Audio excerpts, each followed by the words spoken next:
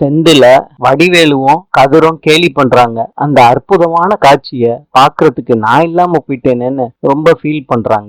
நீங்க வேற அவங்க மூஞ்சில நான் எப்படி முழிப்பேன்னு எனக்கு இருக்கு. மாப்பிள்ளைங்களா, இனிமேட்டு தூங்குறப்ப கதவை தாப்பால் போட்டுட்டு தூங்குங்க. இனிமேட்டு நான் தூங்கவே மாட்டேன் மாமா. பாரு சரவண, இதுல புது பொண்ணு பாத்துருச்சான், அதனாலதான் சிரிப்பா சிரிச்சுக்கிட்டு இருக்கோம். சாரின்னு. எதுக்குடா இப்படி கத்தி அவங்கள பயமுறுத்திட்டேன்? மயில் என்னன்னா அவ கத்தி உன்ன பயமுறுத்தினதா சொல்லிக்கிட்டு இருக்கா சொல்றாரு. ரெண்டு பேருமே ஒரே நேரத்துல கத்தி பயந்துட்டாங்க போல. நான் சாரி சொன்னேன்னு சொல்லுங்கண்ணே. அதெல்லாம் ஒரு விஷயமே இல்ல செந்தில்.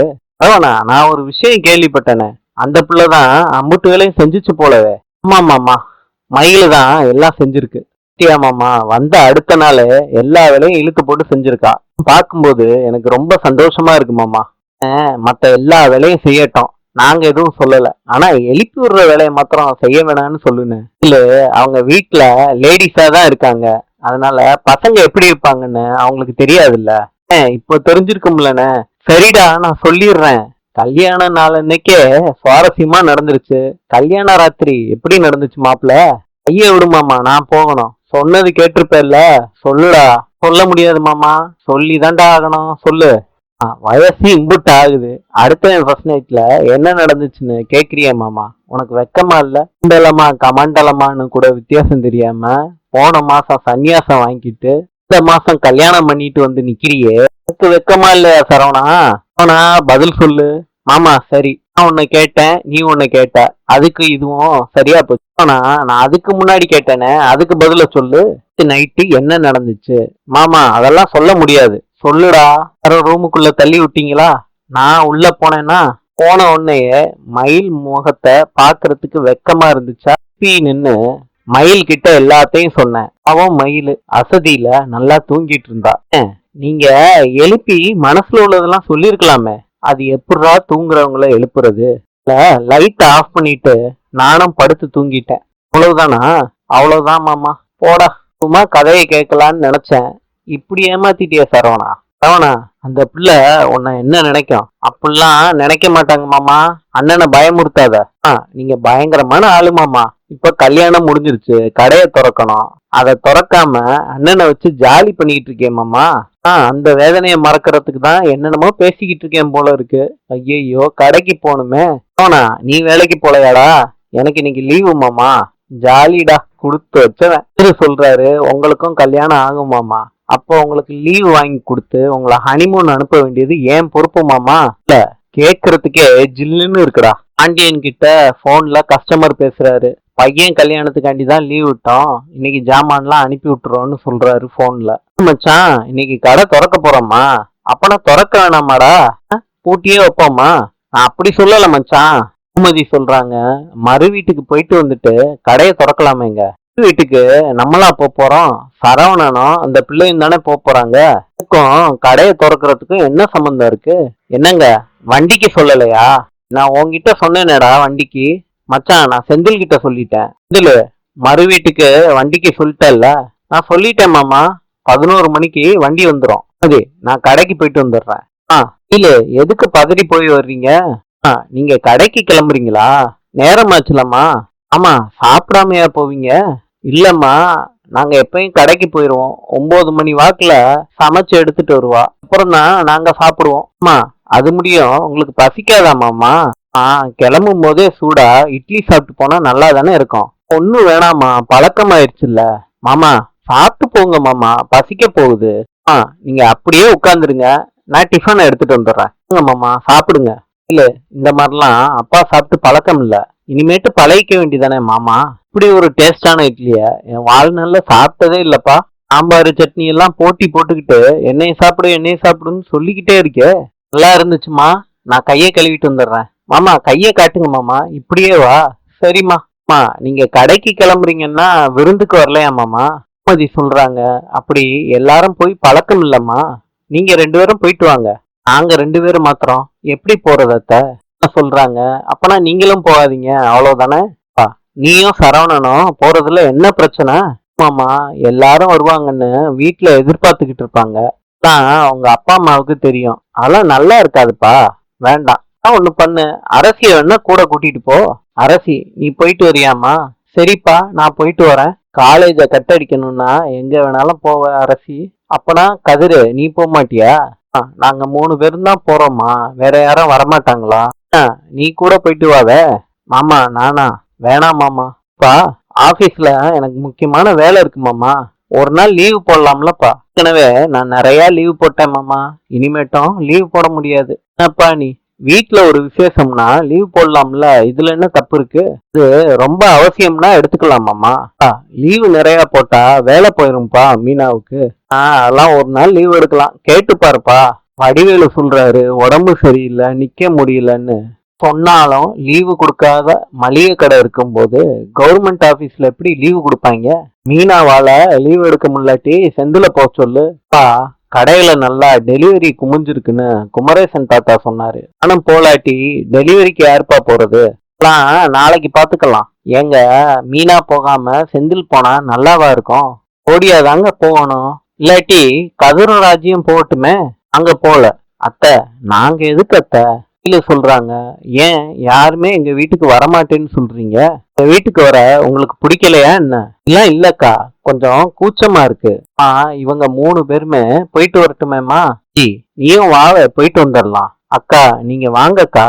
அதானே, இவங்க வரலன்னு தான் நீ வரலையா ராஜி? அக்கா, அப்படிலாம் இல்லக்கா. நீயும் வாடா எங்களோட. சரிண்ணே, நாங்களும் வர்றோம்.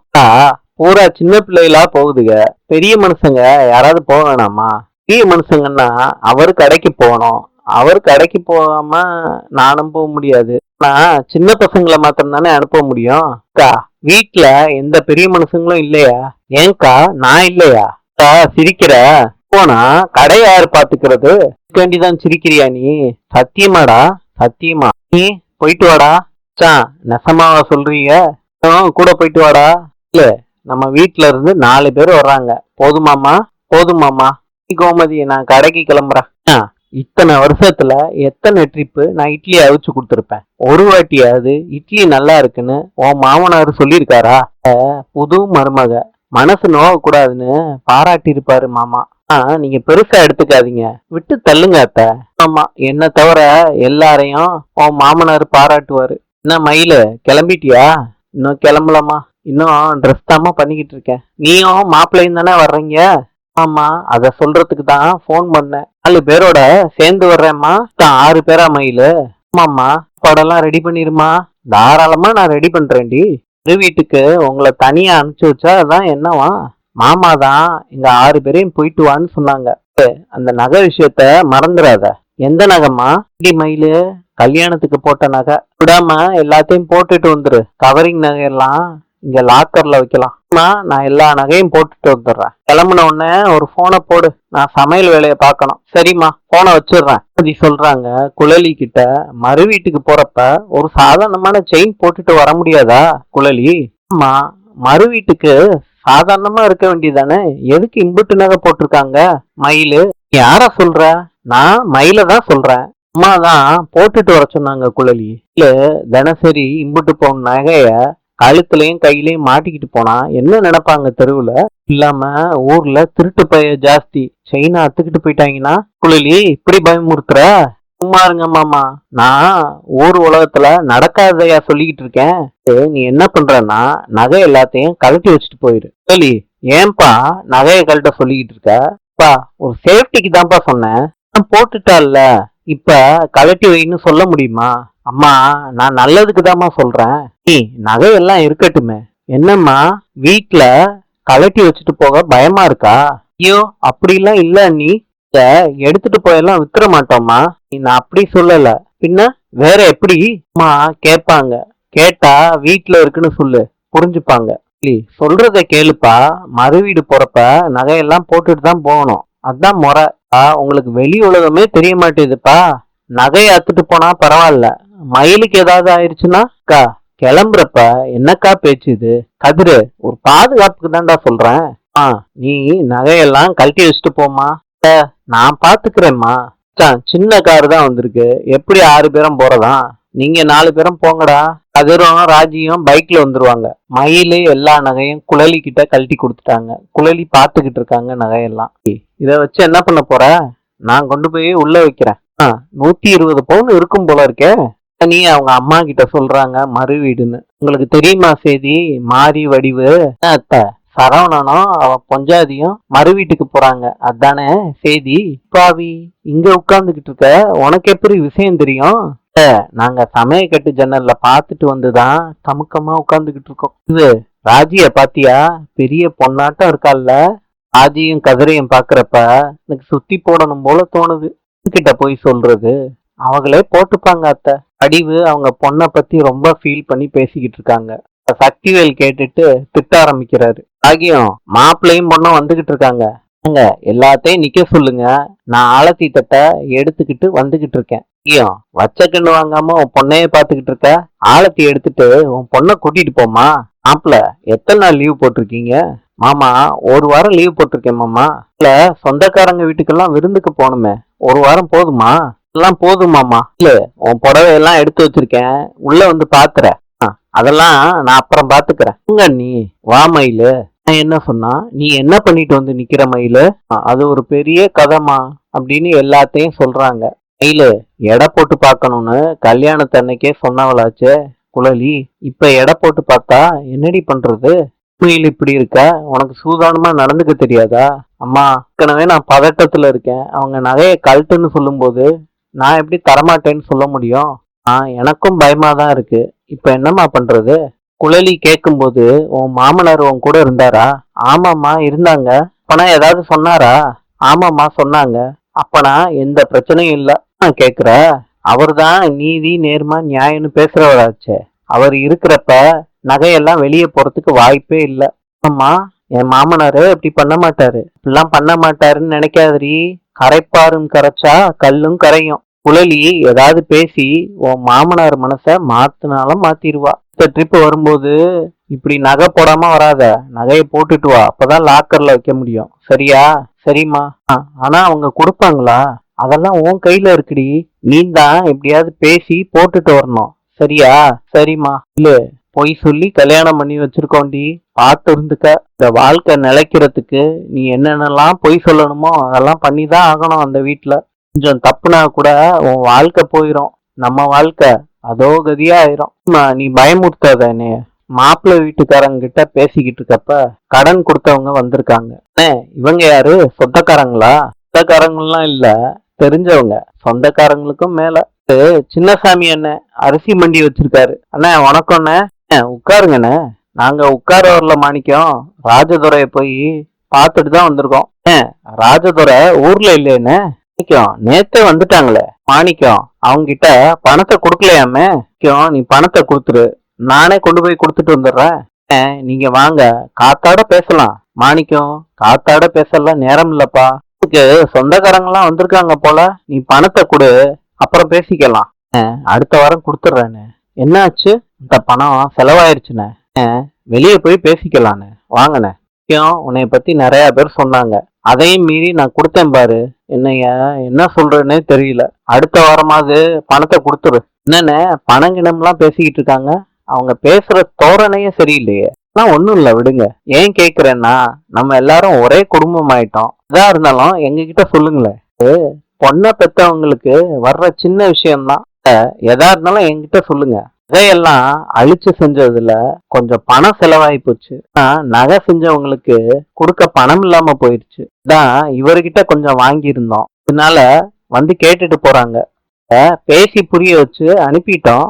அடுத்த வாரம் எங்களுக்கு பணம் வர வேண்டியது இருக்கு. இப்ப கொடுக்கறதா சொல்லிட்டோம். இந்த அண்ணனுக்கும் எத்தனையோ ட்ரிப்பு பணம் தேவைப்பட்டிருக்கு. நாங்களும் கொடுத்து உதவி இருக்கோம். அதனால இதெல்லாம் ஒரு பெரிய பிரச்சனையே இல்லைங்க. கடன் வாங்கிதான் கல்யாண செலவு கொடுத்தீங்களா? என்ன மாப்பிள்ள, இதெல்லாம் எல்லார் வீட்லயும் நடக்கிறது தானே. நீ சொல்றாரு. இந்த நிலைமைய நீங்க ஏற்கனவே சொல்லி இருக்கலாம். மச்சான் புரிஞ்சுக்கிட்டு இருந்திருப்பாரு.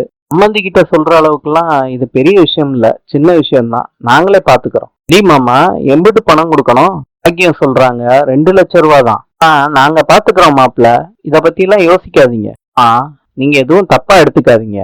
நான் அப்பா கிட்ட பேசுறேன். மயிலுக்கு போட வேண்டிய நகையில எக்ஸ்ட்ரா நகை நீங்க போட்டதா சொன்னீங்கல்ல, என்ன அப்பா கிட்ட பேசி வாங்கி கொடுக்குறேன். அந்த நகைய வித்தோ இல்ல அடகு வச்சோ யார் யாருக்கு செட்டில் பண்ணுமோ செட்டில் பண்ணிருங்க. இல்ல அதெல்லாம் வேணாம், இதெல்லாம் ரொம்ப சின்ன விஷயம், நாங்க பாத்துக்கிறோம். அங்க கதிரு வாங்க வந்து உட்காருங்க. விருந்து நடக்குது. பொண்ணு வீட்டுக்காரங்க மாப்பிள்ளை வீட்டுக்காரங்களுக்கு கொடுக்குறாங்க. பாத்தியாக்கா மாமாவ நகைய வித்தோ அடகு வச்சோ பணத்தை கொடுக்கலான்னு சொல்றாரு. சொல்றாங்க நம்ம போட்ட நகையெல்லாம் நம்ம அடகு வச்சோம்னா நமக்கு அடிதான் கிடைக்கும், பணம் கிடைக்காது. எப்படியாவது நகையெல்லாம் எடுத்துட்டு வந்துருமா. கையிலுக்கு பாக்கியம் எப்படி நடந்துக்கணும், மாமனார் மாமியார் கிட்ட குடும்பத்துல எப்படி நடந்துக்கணும்னு சொல்லி அனுப்புறாங்க. கார்ல எல்லாரும் கிளம்பிட்டாங்க. இந்தாங்க மாமா பாயாசம் அம்மா கொடுத்து விட்டாங்க. பாண்டியன் நல்லா இருக்குன்னு சொல்றாரு பாயாசத்தை. ராஜி உடம்பு சரியில்லாம வர்றாங்க. கதிரை பாண்டியன் திட்டுறாரு. பூமதி கேக்குறாங்க, ஆஸ்பத்திரி ஏதாவது போலாமாமா? அதெல்லாம் வேண்டாம் அத்தை. பூமதி அந்த பிள்ளைய படுக்க வை. வண்டி எங்க நிக்குது கதிரு? பிள்ளையார் கோயில் கிட்ட நிக்குது. அங்க ரிப்பேர் ஆனா அங்கதானே விட்டுட்டு வர முடியும். பிள்ளைக்கு வெயில் தாங்காம தலை சுத்திருச்சு, எல்லாம் எனக்கு புரியுது. அங்கேயே வண்டியை நிப்பாட்டிட்டு வரான். அதே கேளு எங்க நிப்பாட்டிட்டு வந்திருக்கான்னு. ஓரமா நிப்பாட்டி இருக்கானா, நடு ரோட்ல நிப்பாட்டிட்டு வந்திருக்கானான்னு. திரு கோவிச்சுக்கிட்டு வெளியே போறாரு. சொல்றாங்க, மயிலு நீ போய் ரெஸ்ட் எடு, வீட்டுக்கு வேற போயிட்டு வந்திருக்க. அத்த கோமதி உன் மகனை திட்டின உடனே உனக்கு அவ்வளவு கோவம் வருதா? இவ்வளவு சப்போர்ட் பண்றிய, கதிரு பண்றதெல்லாம் சரியா தெரியுதா என்ன? சரியா தப்பான்னு யாரும் பேசல. நேத்து வந்தவ மயிலு, அவளை வச்சுக்கிட்டு கதிரை திட்டினா நல்லாவா இருக்கு? நேத்து வந்த பிள்ளையா இருந்தாலும் அது நம்ம வீட்டு பிள்ளடி. வீட்டுல இருக்கவங்கள பத்தி அந்த பிள்ளை தெரிஞ்சுக்க வேணாமா? இது எல்லாத்தையும் அவ எதுக்குங்க தெரிஞ்சுக்கணும்? அவ என்ன பண்ண போறா? பாட்டுக்கு பேசுறதெல்லாம் பேசிட்டீங்க, இனிமேட்டு கதிரை பார்த்தா அந்த மாதிரி தானே பாப்பா. பார்த்து பேசுங்க இனிமேட்டாது. பட்டு பட்டுன்னு பேசாதீங்க. மேல மரியாதை இருக்கு, அதனால எதிர்த்து பேச மாட்டாங்கன்னு ஓவரா நீங்க ஆடக்கூடாது. என்ன கதையா இருக்கு? என் மகன்களை பத்தி நான் ஏதாவது சொல்லிக்கிறேன், அத பத்தி உனக்கு என்ன? செந்தில் கடையில இருக்கும் போது மீனா கால் பண்றாங்க, வெளியே வர சொல்லி சொல்றாங்க. அதுக்கு செந்தில் பாண்டியன் கிட்ட பர்மிஷன் கேக்குறாரு. பாண்டியன் எங்கன்னு கேக்குறாரு. செந்தில் சொல்றாரு மீனாவை பார்க்க போறேன்னு. ஆபீஸுக்கு கொண்டு போய் விட்டுட்டு வரணுமோ? அதுக்கு எதுக்கு 2 மணி நேரம் பர்மிஷன் கேக்குற? 2 மணி நேரத்துல கொண்டு போய் விட்டுட்டு வந்துட முடியாதா? வழியில அப்படியே ஒரு டெலிவரி கொடுத்துட்டு போயிடலாமே. பாண்டியா, மீனாவோட செந்தில் ஹோட்டலுக்கு சாப்பிட போறானா, போயிட்டு வரட்டுமே. இல்ல சோறு இல்லையா? இல்ல வீட்டுல மீனா கிட்ட பேச முடியாதா? கல்யாணத்துக்கு கடையை அடைச்சுட்டோம்ல, 2-3 நாள் வேலை அப்படியே பெண்டிங்ல இருக்கு. டெலிவரி கொடுக்கறதா, இல்ல சரக்கு இருக்கான்னு பாக்குறதா, இல்ல வியாபாரி கிட்ட தான் பேசுறதா? நினைச்சா தலைய பிச்சுக்கலாம் போல இருக்கு. தட்டு வேலை இருக்குடா செந்தில், ஒன்னும் தெரியாம ஹோட்டல்ல போய் சாப்பிட போவாத. வேலையை படுறா செந்தில். ஜப்பானின் நாணயம் எண். நாளை சந்திப்போம்.